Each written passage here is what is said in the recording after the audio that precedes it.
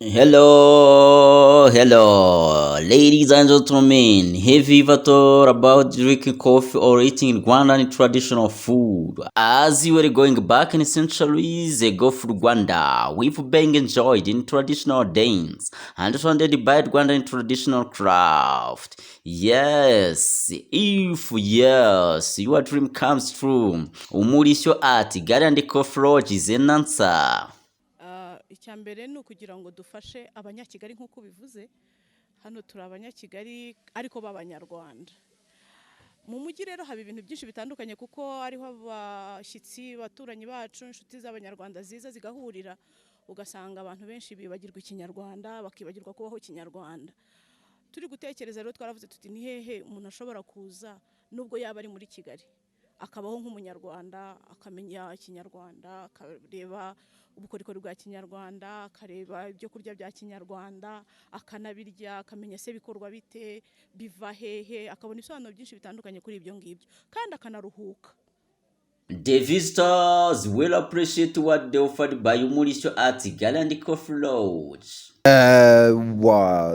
This is a very amazing place and an amazing night with all the typical dancer, the food. It was very interesting because I can see the Rwandan culture and see real. So I see the people that dance, the food. I'm very excited. I'm very pleased to see that. It's an amazing place. The first time I put my feet inside, I see it's an amazing place. It's a very surprise, and I think it's a place for all the people, from babies to old people.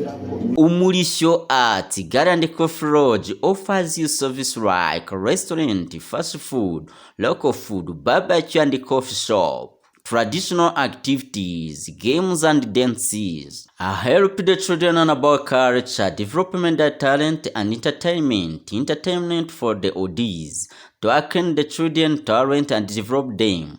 Arts exhibition and selling praise, reception, dating press, hosting Rwandan traditional concert and gospel events.